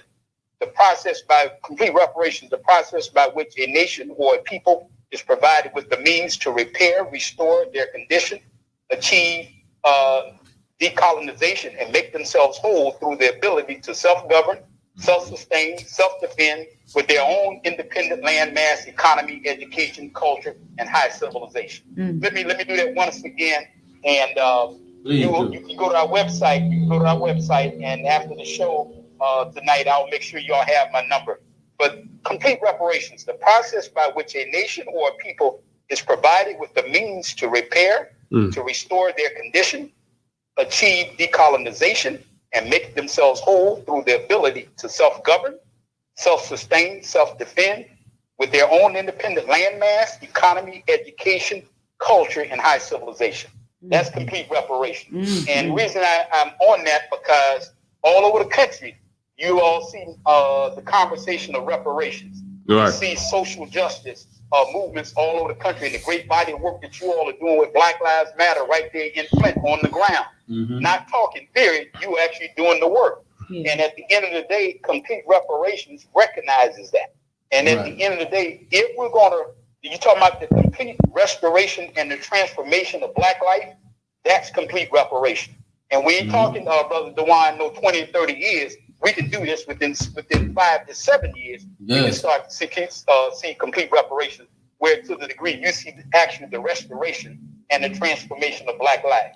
You can see that our communities will start to develop, not 10, 15, 20 years from now, with complete reparations.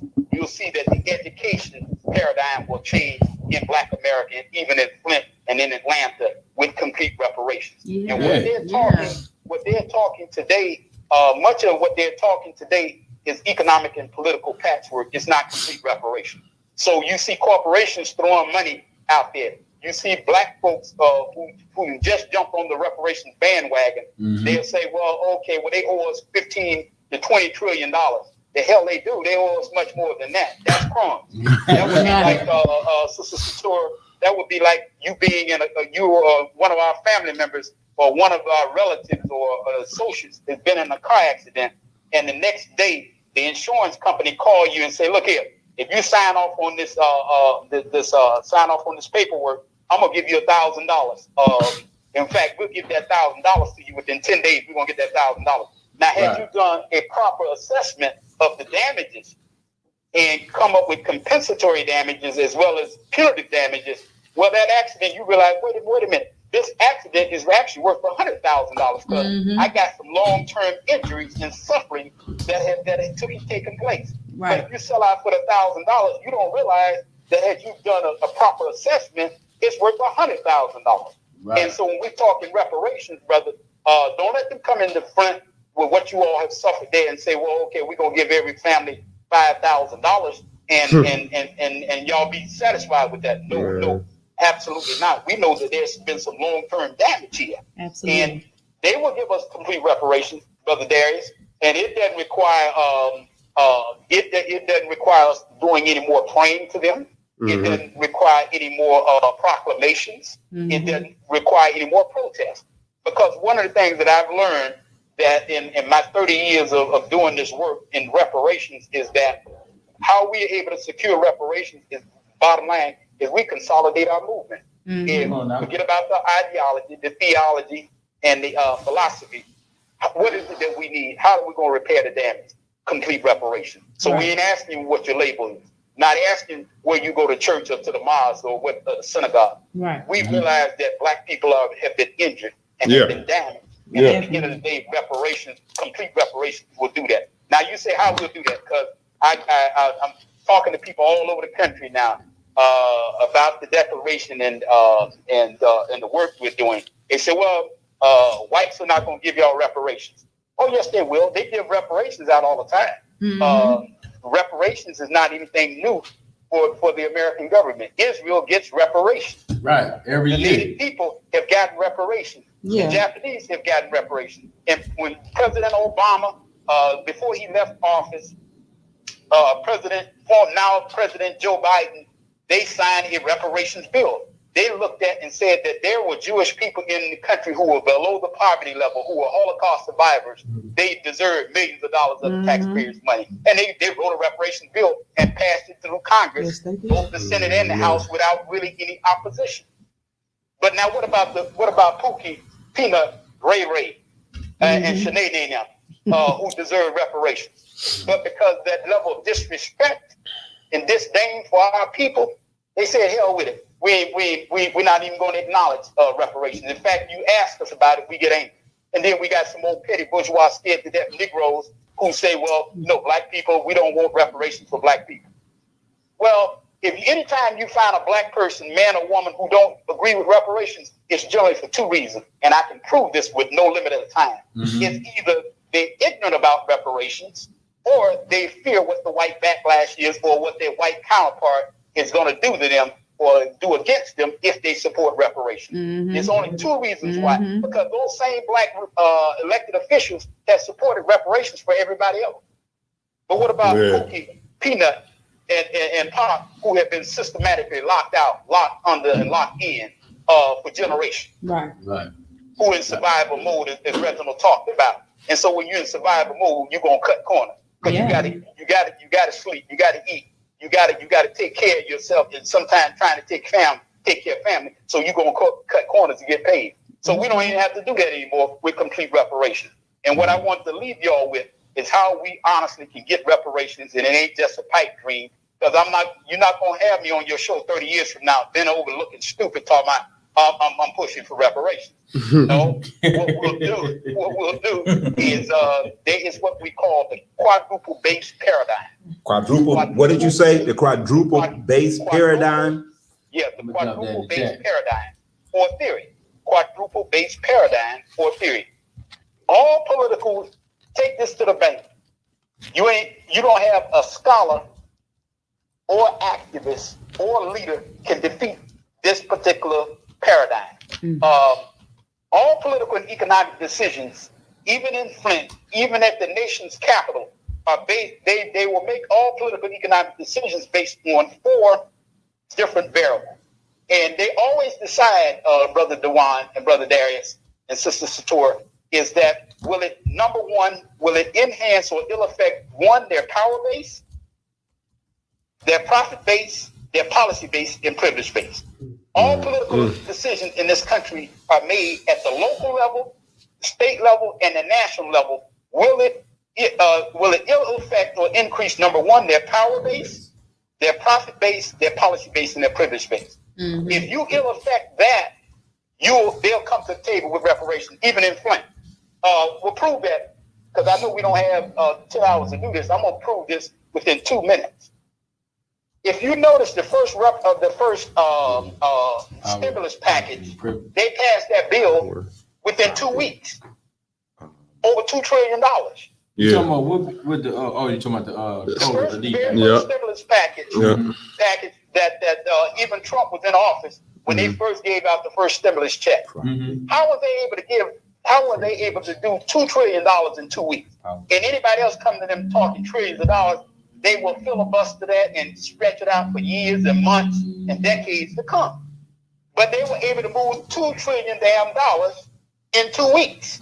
How were they able to do that? Because number one, their power base and their profit base was starting to be ill-affected. And the boys on Wall Street called them and said, look here, y'all got to pump some money into the economy because the multinational corporations are suffering. We're about to have chaos in the streets. Put the money out there. Give them some money. Within 2 weeks, they moved $2 trillion. 2 weeks. Within 2 weeks, $2 trillion. Let me give you another example. I'm right here in Atlanta. And I'm gonna show you how they will move money and make political decisions within a matter of weeks. Yeah. If y'all remember when Donald Trump came into office, this psychopath shut down the country. Y'all remember when he shut down the country and people were being laid off? If you had a government position at the airport or anywhere, you were not getting paid for weeks. And there was a shutdown. People were like, well, man, people gonna lose their home. This man is crazy. And people gonna lose their livelihood, their family, their assets and everything because he got the country shut down. Because his thing is that y'all gonna pay for this border wall unless if I don't get my border wall money, the billions of dollars, then I'm gonna shut the whole economy down. Right. Well, I tested the quadruple base paradigm then. Even with my students, I was down in Florida speaking to an audience. I said, okay, I'm gonna prove that the quadruple base paradigm works. I looked at it and said, what's happening around the country right now? That he got the economy shut down, people losing their jobs. It's all on the national news, the worldwide news. How long he gonna shut this down? People saying he's crazy and he might destroy the economy. I said, no, wait a minute. There's always a ruling class at the national level, state and local level. Here in Atlanta, Arthur Blank represents who owns the Falcon. He represents the local ruling class here in Atlanta. In Flint, if I come and do my homework long enough or talk to you all in Flint who are on the ground with Reginald Davison, I can find out who's the ruling class right there in Flint and how policy is made and decisions are made politically and economically if I find out who that ruling class is. Because they're the ones who dictate policy, agenda, and laws and statutes in states and policies at the municipal level and at the local level. So bottom line, let's go back to this Trump piece real quick. And so he's got the economy shut down. Airports are starting to be affected. But Atlanta is the busiest airport in the country, in the world, right here in Atlanta. So I'm looking and I say, wait a minute. The country ain't going to stay shut down that long. Now, wait a minute. They're not going to let Donald Trump. There is a white ruling class nationally, locally, and at the state level. Right. Now, all of them starting to be ill-affected by the shutdown. Now, airports are canceling flights. And so, and I look, okay, wait a minute. We 3 weeks out from the Super Bowl here in Atlanta? Wait a minute, hold up. The owners of the NFL teams are multi-billionaires, including Arthur Blank. They paid $6 million for a 30-second spot for a commercial on Super Bowl Sunday. No, wait a minute. They ain't gonna let Donald Trump destroy this. The hell they will. So Donald Trump says on a Thursday, he comes out on the national news and says, well, I better get the money for the border wall or America better be looking for months of a shutdown and people will be affected, but I'm going to get money for the border wall. I said to myself, the hell, they ain't going to let them continue to cancel flights 3 weeks out from the Super Bowl. In fact, he says on a Thursday, well, we're going to continue the shutdown. He walks his behind on the White House lawn on a Monday and said the shutdown was over. Well, I knew it was going to be over because he was starting to affect the power base and the profit base. When you start, when Delta Airlines, the major carrier right here in Atlanta, their headquarters, the business airport in the world, and I was about to go 2 days, I was about to organize the TSA workers and tell them, look here, if y'all don't show up for work, 100 of y'all don't show up for work, or 50 of y'all don't show up for work, and they start canceling flights, they're going to do something about this. They're going to end the shutdown. And then, too, they're going to put pressure on the NFL owners, put pressure on Donald Trump. There is a international and a national and a local ruling class of European people. They call Trump He said Thursday, no, this is going to extend for months. But he walked his behind on the White House lawn on Monday and said the shutdown was over with. Why? Because it was ill affecting the power base, the profit base in America. And so they wasn't even about to let his behind destroy that. And so again, that quadruple base theory. If you're sitting back and saying, well, why they would allow Flint the water supply to be poisoned? Why would they have not done anything? We've been fighting them for years because you ain't really ill affected their power base or their profit base in Flint. You start to ill affect that, they'll come to the table and negotiate with you. Gotta affect like they got some damn sense. That's how we need that money. That's how we need to affect them. So I just want to make sure I got that. Our people think, well, okay, if we pray a little bit longer, set up a prayer breakfast, we will protest a little bit longer, ask them to sign a proclamation. No. They make decisions based on the quadruple base paradigm all day, every day. Look at, y'all were just talking about the fact that the Asian, how they passed this anti-Asian hate crime bill within a matter of weeks. Juneteenth within a matter of weeks. Right. See, but what our problem is too, we got to stop accepting a social symbolic position with them. Absolutely. So they realize that they come and give you some tickets to the Falcons, season tickets to the Falcons game. They take you take a photo, take some photos with them. They invite you to dinner, invite you to the ball and the gala. But hell, that's social symbolic. That's no substance. We're talking about for the masses of our people. The work that you all are doing is for the masses of our people. It ain't for no individual. It ain't for the black petty bourgeoisie. It ain't for the white liberal. Hell, you're talking about, are we going to be survived and are we going to be successful for the remainder of the 21st century? And how we do that? With complete reparations. And if you all would please read the Declaration, because what we do in there, we don't point out a bunch of atrocities and give you the history. There are thousands of pages and hundreds of books that have already been written on that. What we were able to do is quantify what that looked like, who owe us, why they owe us, how much they owe us, and why reparations is essential. And I say this too, with all humility, and with all of my spirit and being. If you're going to see the restoration and transformation for Black life for the remainder of the 21st century, where we be successful, not just in survival mode, it's complete reparations. Anything less than that is a compromise and it's a sellout. Complete reparations. Flint deserves complete reparations. Because if you give everybody $10,000 in Flint and you have not repaired the damage, well, they'll have that money back within 6 months. And still, Pookie, Ray Ray, and Pop and Peanut are still locked out, locked under, and locked in. Right. So we're able to do we have designed a scale to actually come into any city around the country, in starting at any city or any municipality, and show you within a matter of months how much they owe, and we do it in a mathematic precision way. Reg is a numbers man, economist, and you all, and let me say this too, y'all pick as much information as y'all can from Redmond Davis. Still one of the finest minds that I've met, and he and I have been knowing each other for over 40 years. We were students together at Wilberforce University in Central State, and he's one of my great frat brothers. But you're talking about one of the best minds to be found anywhere. I'm sitting here taking notes as he's talking about forming your corporations and all this. Those things that we've had to research and do. He lays it out so quickly because that's what he does. I stay in my lane. I can't do what you do, Brother Dewan, Brother Darius, and Sister Satora, and Brother Reginald. I can't do what you all do. But what I do is I stay in the lane of reparation, complete reparations for the masses of our people. I'm coming to Flint.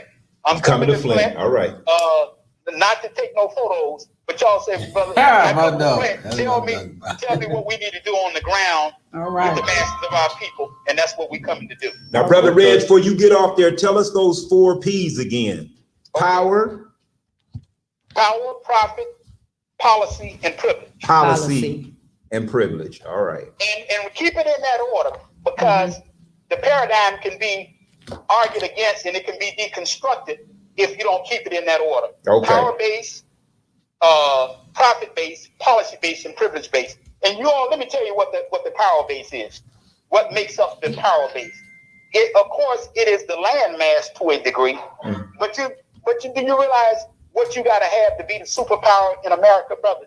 One reason why you're the superpower is you can execute your will around the world. But Now I'm a former military. It's the military that makes up their power base, and you cannot be the superpower unless you can control land masses, wealth, resources, and population.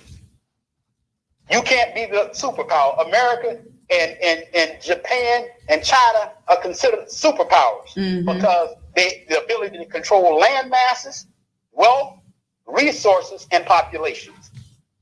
So some of what they're doing with the whole vaccine thing, it's not a vaccine, it's gene therapy.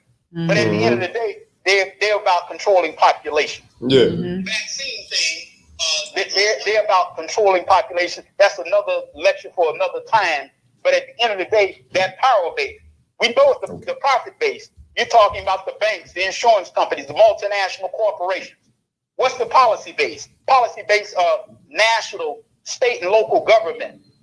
What's the privilege base? One of y'all alluded to it earlier.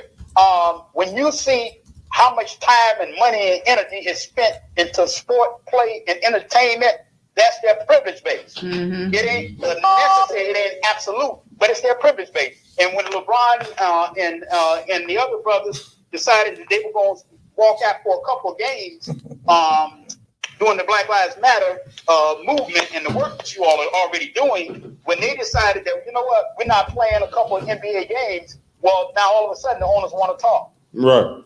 And one of y'all alluded to that earlier. Now they want to talk.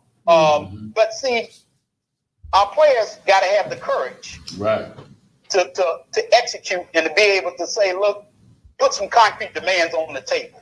And otherwise, it ends up being social symbolic. What do you mean by social symbolic? Well, they said now you can play the national black anthem. You can wear Black Lives Matter on your shirt. Well, yeah, but see, that's not any substance there. That's social symbolic. That's when you hear me keep using the term social symbolic.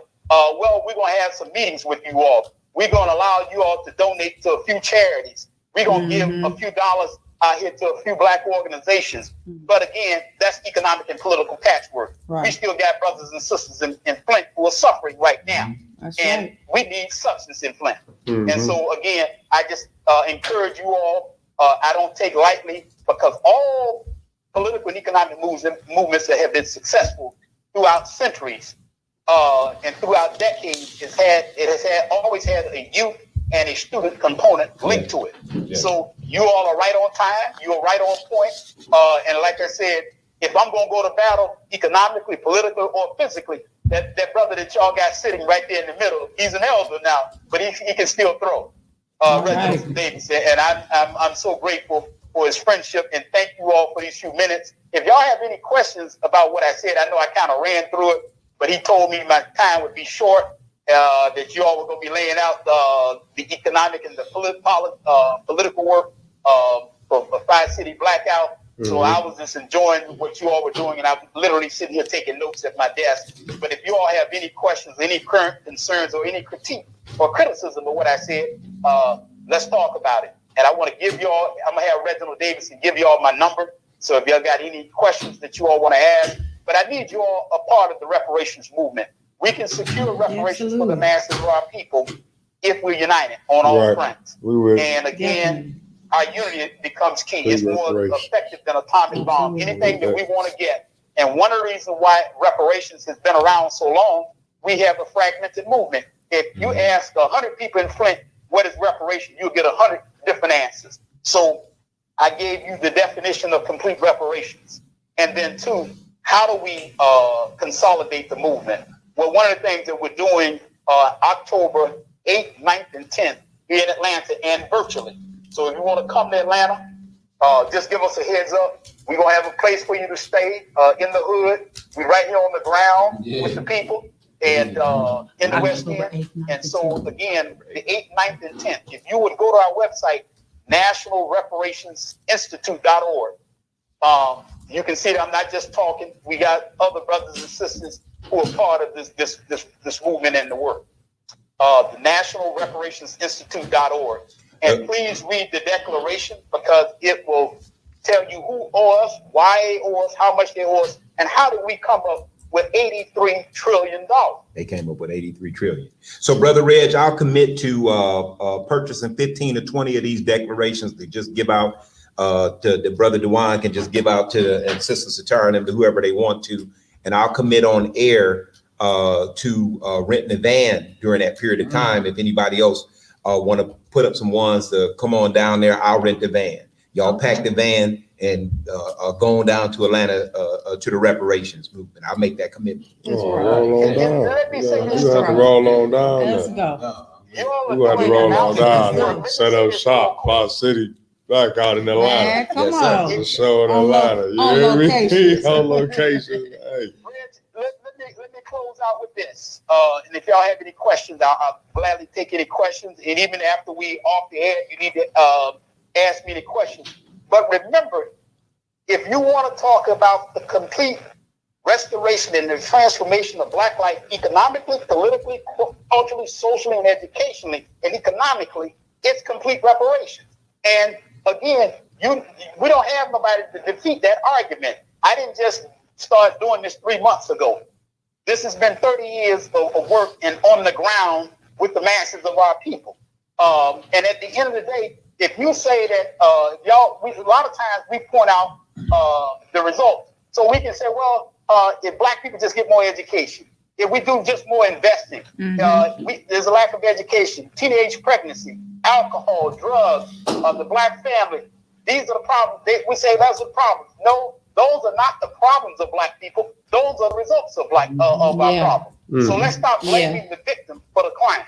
Let's stop. That's what reparations is about. It's about repairing the damage. Don't tell me we don't need to repair the damage. When the only thing we talking about cutting and shooting, a nigga better not do this to me, a nigga better not do that to me. I will cut and kill, and the self-hatred that we have for one another. Well, he stepped on my shoes, or he looked at me wrong. He lived on the wrong side of town. I'll blast the nigga. But wait a minute, hold up. See, that self-hatred is ingrained in us. And so we got to uproot that. So reparation, there's an internal and an external, as well as the financial damages that have to be repaired. We can do this as a people, and reparations does work. You ask people around the country who have received reparations. So now why is it? And if they tell you to lie, well, reparation that happened so long ago. I don't want to talk about slavery and all of that. It happened so long. There's no records to be found. Oh no, we have all of that. We got and we all can the come into a records. city within a matter of months. The National Reparations Institute, and it's not just Reginald Muhammad. There is a team of sisters and brothers who are working on the ground who have a level of expertise. You all have an expertise at that table. And so when we put all of our expertise together, we can transform the Black life in America. That's right. So I'm going to shut up with that. I know I've been rambling real fast, but Reg told me, you got to say it. We're not going to let you take the whole show, brother. So say it fast. And give the people the who, what, when, where, and why.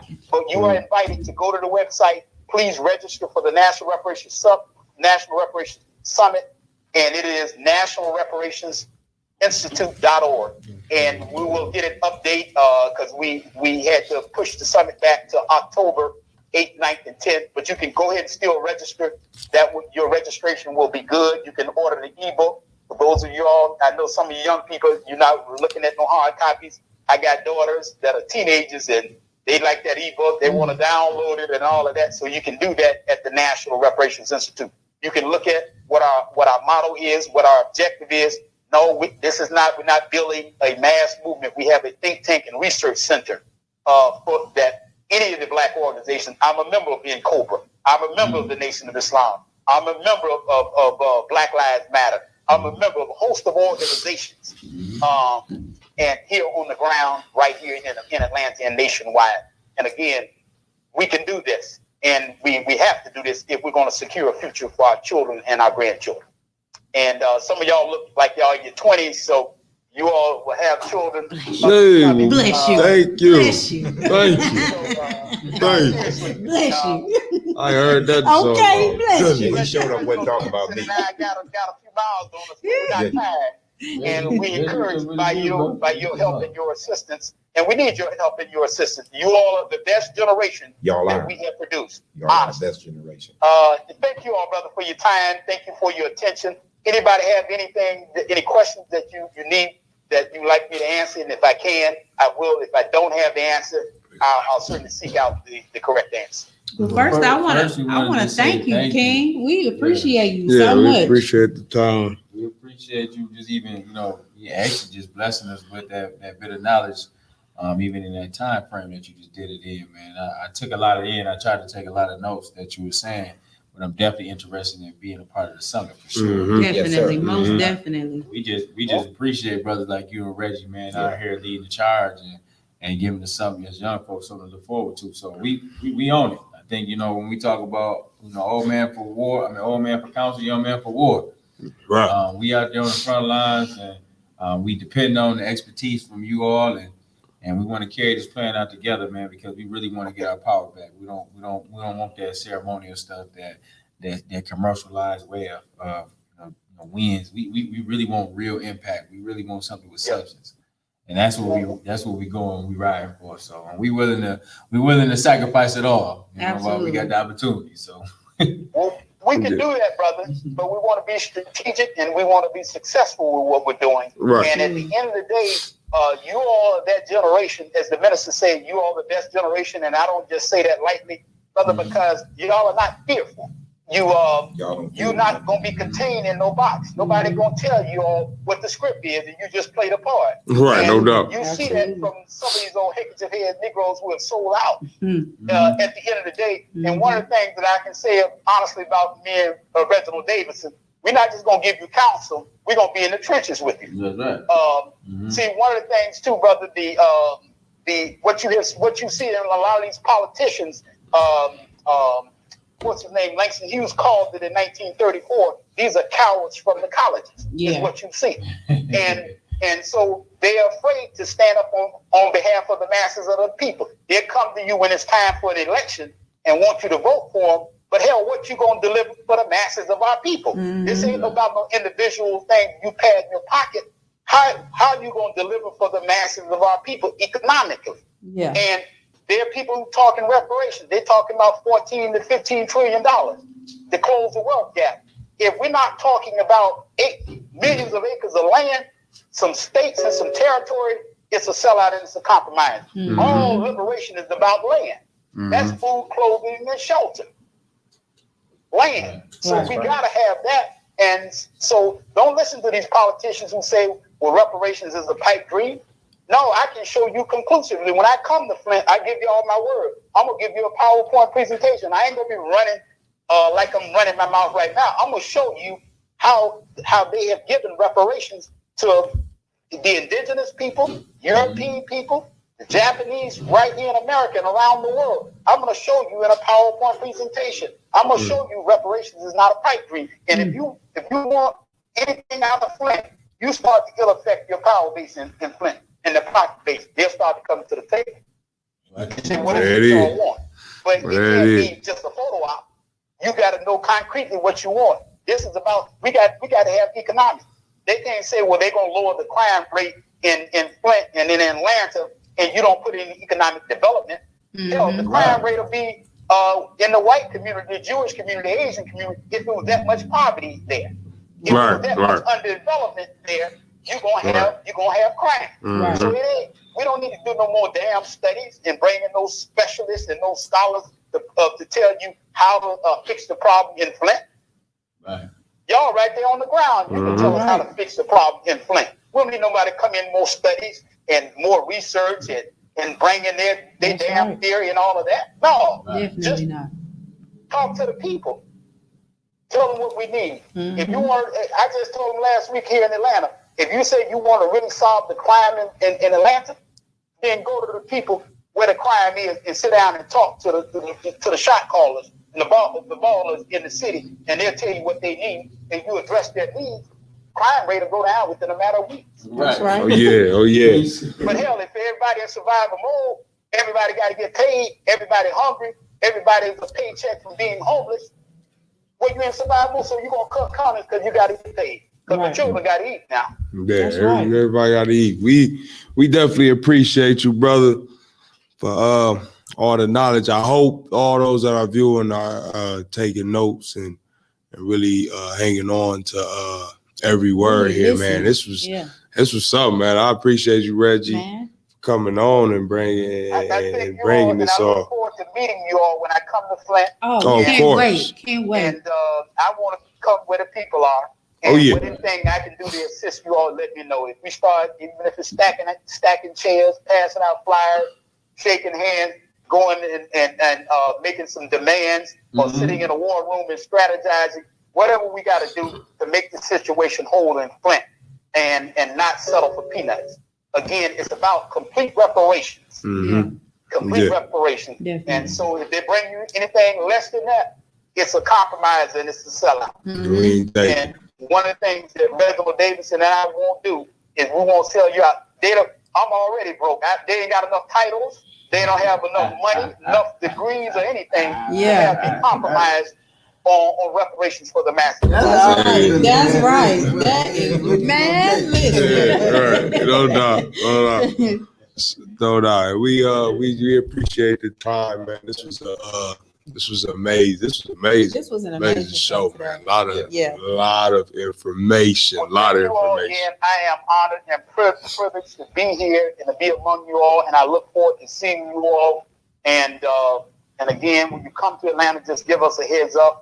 October 8th, 9th, and 10th. Yes. Yeah, he'll tell you I don't live 20 miles outside of the city of Atlanta and all of that. No, I'm right here on the ground with the people in the hood. 2 blocks from Morehouse The College. Joab Institute, right? The Joab and Nkrumah Institute. Yes, the Joab and Nkrumah Institute and the National Reparations Institute. We have all of that housed right here. Reg was talking about economics locally. We've attempted to do that. We were blessed to buy the property 16 years ago, and this is where we are. And so I thank you all again. Thank you for your time. Thank you for your attention. And thank you all for doing the work that you all are doing. And just let me know, Reg has my number, call me, and I'll be back with you within 24 hours or less. And we'll see what we can do to continue to build this work.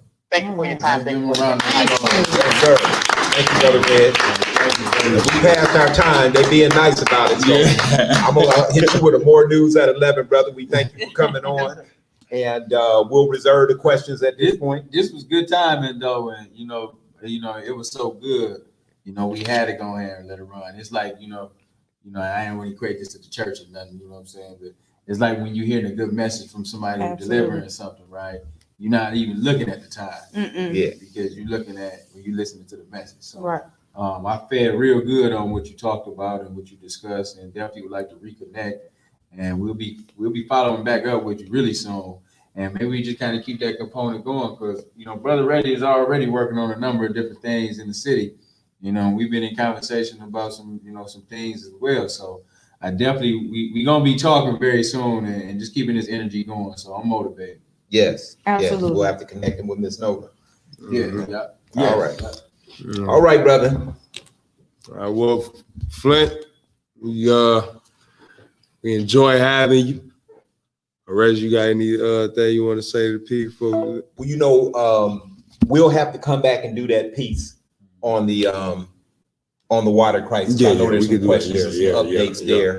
And that might even give me enough time to bring Ben Crump and Paul Napoli on as well. Yeah. So that you can hear it directly from the lawyers on the guy. I definitely was going to give y'all a layman's view. I was going to show you all how, over the years, me and my team been driving people down to the defendants. Y'all don't know, these folks are so vicious.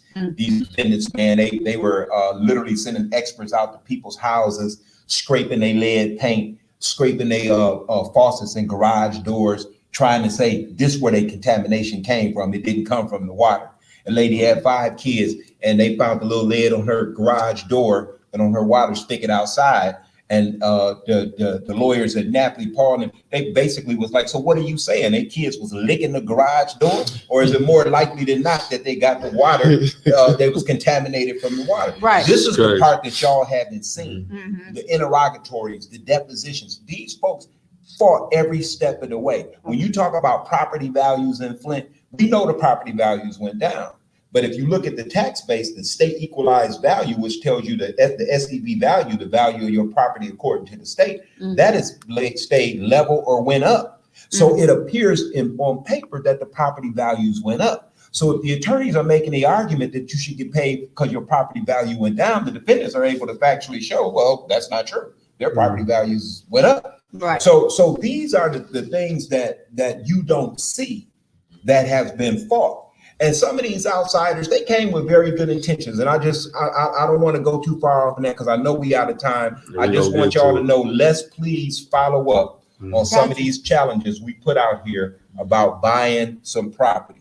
And let's start where we are. Whatever you want to do, we have to economically take control of our communities. We have to create micro nonprofit organizations and micro businesses, cause them to work with each other, and the political will do itself. We got people out here who can politically make it happen. You just have to have money behind them.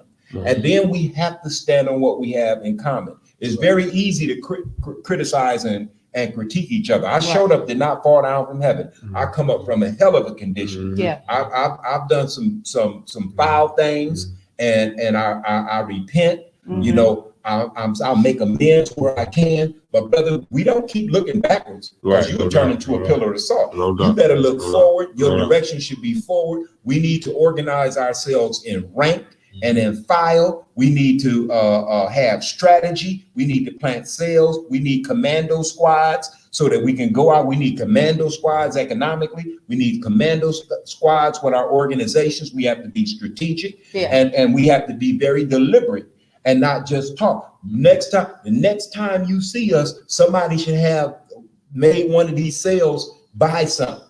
We have to start putting these people in Flint that are paying $400, $500, $600 a month in rent in a home ownership position, because mortgage would only be $200, $300 for them same houses. So I'm gonna stop there and just once again, like Brother Reggie said, I really, really, really, really am inspired by Fli-City Blackout. Y'all, I know y'all smart because y'all keep elder with you, Brother Robinson. That's right. So y'all keep some wisdom around. Stay on us too. And Stay on us too. And Stay your on front us line, too. he'll That's field right. general. That brother will probably do something to you. So what I'm simply saying is, y'all got the right formula, and I'm encouraged and I'm inspired. And brother Robinson, I can't say it. That brother been on the front line. He know everybody know him. That's So we just want to encourage y'all, but I want you to embrace the challenge of reconciliation, because it's very easy for us to tear each other down. You're a young soldier. You have more support than you would ever know, because you out on the front line. I support you, and I'll chide my brothers that's my age and older in positions of leadership and power that will seek to tear you down. But we respect our elders, and sometimes, and I'm gonna end with this. Oh, this is good. Watch this. So if you like steak, and I give you steak on a plate with a baked potato and some vegetables, you might eat it. But I don't care how much you like steak, Brother DeWine. If I give it to you on top of a garbage can lid, you're gonna be like, brother, what is this? So sometimes what we give, how we deliver it, is just as important than what it is. Because it might be the right thing, but it's delivered wrong. And if we're gonna have any deference for anybody, let's have deference for each other. Let's try and reconcile our differences. Let's not keep amping each other up. But at the same time, that don't mean that we put up with the sucker stroke. Right. You know, it don't mean Definitely that we be deliberate and we go forward. But if you're gonna have any empathy and sympathy for anybody, you have them for your own. And some of us, you know, well, I ain't gonna say that because that's gonna come off as violent. But I just some of us, we do have to. We're enemy to the race. Some of us are enemy to. And I've been an enemy to the race. Anytime you've been out there being a destructive force, Yeah, you've been an enemy to the race. Absolutely. So I'm gonna do like Michael Jackson, and I'm gonna start with the man in the mirror. I'm gonna ask him to make a change. So I'm gonna start with myself. You know, and if I can start with myself, and then whatever harm I've caused, seek to reconcile where I can, because I'm a man. Just like everybody now, if you want to reconcile and fix some things, let's do that. If not, let's just keep pushing. Right. and I meet you on what we have in common. Mm-hmm. Let's stand with each other on what we have in common, and let's not emphasize what we have in conflict, because y'all doing the work. Y'all putting in work. I'm watching y'all. I'm like, man, so I feel blessed. And I just want everybody to encourage these young folks. They out here on the front line. They working slave hours. They working from KC morning to KC night. And no I mean, idea. they're doing Man, that. No And idea. no idea. We We have start to early, though. support them, because they are out here doing this. I mean, you know, my local team with the overall Flushing Road, man, I've employed so many people from Flint to knock on doors and go out. We the grunt work. We the dollars for hours. We're not gonna make the money like the attorneys, but nobody should be against anybody in Flint getting their portion. Because we have to also operate realistically. If we know part of the portion is 641 million, we still got the EPA. We said it's not enough. I'll be the first to admit to you, it's not enough. But we don't have to stop there. I'm not looking at no lawyers as saviors. They coming to do what they gonna do. Where all that money at they came in and Flint even before that? Right. We need to go to them foundations to say, why don't y'all cut a $80,000, $90,000 check to every resident in Flint? We gonna tell y'all what to do with the money come in. They gave it to you all as fiduciaries. Right. Not so y'all fiduciaries, then let's go make a demand on them on what we want to do with that money. It's still a lot to do out here. We need to fight on several fronts. I'm not mad at no activist that's pushing these lawyers to do the maximum of what they do. Why the hell would I be mad at an activist for asking for the best of our people? Right. I'm not mad at none of them, because they're the ones that helped create this. So we're gonna stop having false beef with folks that's doing their portion, that's trying to do their best to make sure everybody is made whole. These lawsuits are going to do some work, and some work for the kids, but I would never come before you and say they be all, do all. They not. But don't get in front of the way of somebody trying to get their portion on these lawsuits. Let them get their portion, and we'll pick back up on that. So, brother, thank you for having me.